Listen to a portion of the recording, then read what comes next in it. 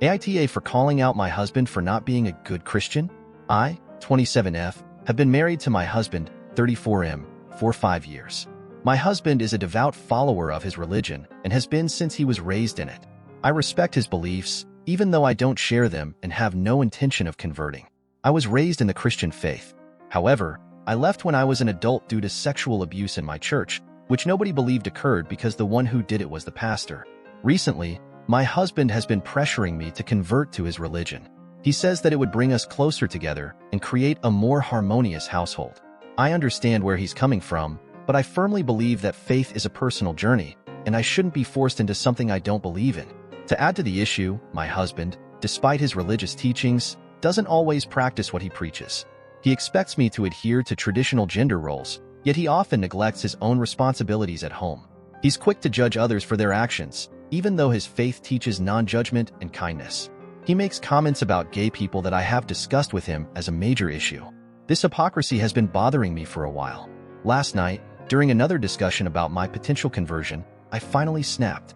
I told him that if he wants me to consider converting, he needs to set a better example by actually living according to his religion's values. I pointed out that he should start by fulfilling his own responsibilities, that he should make more money than me, and actually lead in the decision-making. I'm a nurse, and he's currently unemployed after he was let go from his job in an office.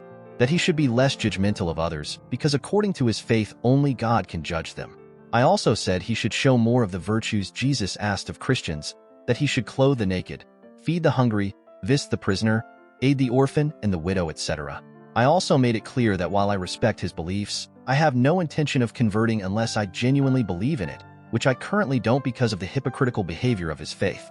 My husband was furious. He accused me of being disrespectful and undermining his faith. He said that I was attacking him personally and that I don't understand the pressure he's under to have a unified religious household. He left for church this morning at 7 for Bible study, and I have already gotten a phone call from the pastor saying I'm an ungodly woman who tricked a good man into marrying him and I should repent. I have also gotten a tirade of texts and emails from members of his church saying I was disrespectful and being a bad wife, and I'm starting to wonder if I was too harsh, that maybe I shouldn't have said anything at all. AITA? Now on to the next story. Story 2. AITA for cutting my family off and forcing my wife to relocate after she's been through Unthinkable. I'm A, 24M, married to my wife, 25F, for 3 years. We have been together since we were 17. We are quite possibly going through the toughest times of our life. So like 2 months ago, when my wife was coming home at night from work, her car broke down. Some dude approached her and told her he would help her, but instead she got molested, RE'd and physically abused. It was already 9 p.m. I kept calling her to no avail and went to search for her in her usual route but couldn't find her. I went to cops. They started searching her as well about 1 hour later. I went to home hoping she'd be there. She wasn't. Went to my in-laws' friends. Still couldn't find her. After like 2 hours I got called from cops that they found her, and they directed me to hospital.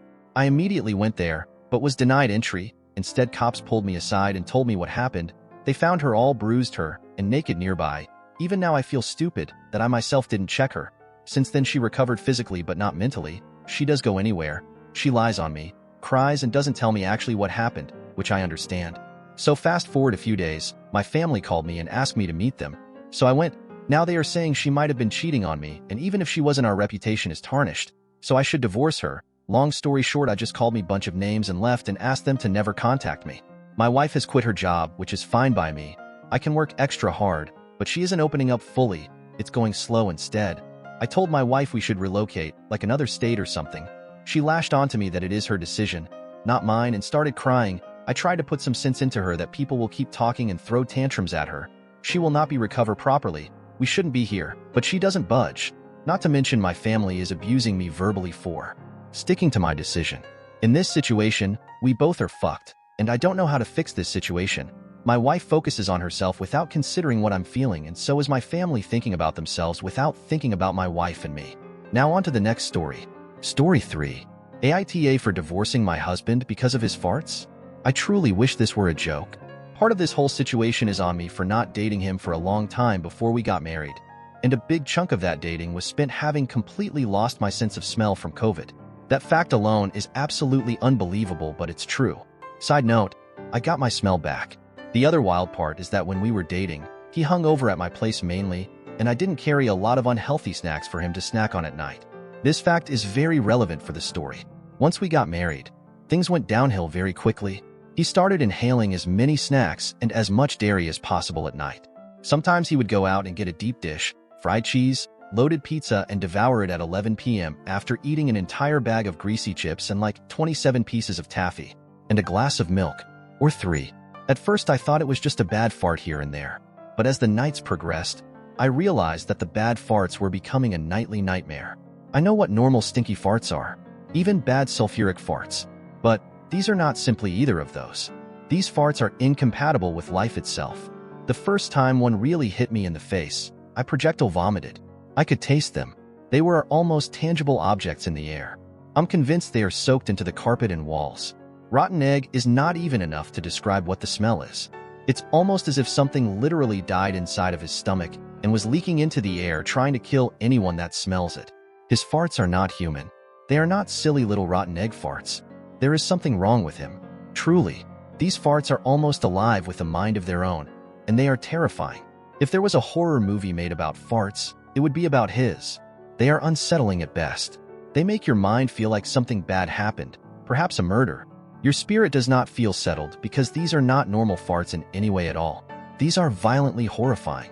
It got to the point where I had to stop sleeping in our bedroom the second month of marriage. Not only that, but I had to blast the AC, stuff towels under our door, stuff towels under my daughter's door, turn the fan on in both rooms, and sleep in her room with her.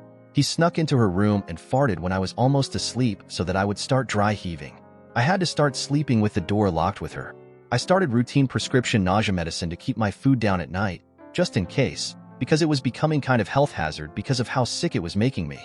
When I asked him if he thought the amount of food he was inhaling every night was causing his farts, he said yes. I asked if maybe he could slow down or substitute for healthier snacks, such as sea salt popcorn, or a bit lighter and less full of thick cheese snacks, and he said no. His reasoning? He said he likes the way the farts feel exiting his, but as they vibrate his prostate and butthole. Like I'm not even kidding, he freaking said that. I'm so horrified that I even typed that.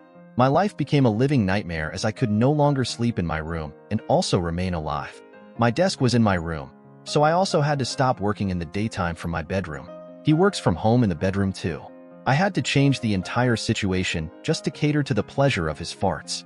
I tried desperately to get him to go to a doctor. I found referrals to gastroenterologists. I bought him probiotics enzymes, milk substitutes. I cooked healthy meals. He would literally tell me he didn't want the healthy meal and drive himself to Taco Bell instead. He refused to go to the doctor. He took the probiotics sometimes, but usually just pretended to and slipped them by his nightstand so I wouldn't see that he didn't take them. Knowing I was going to have to remain on prescription nausea meds, possibly for life, just to cohabitate with this man was so mind-blowing. Our budget was going crazy to keep up with the demands of the amount of food needed to keep his farting for pleasure needs met.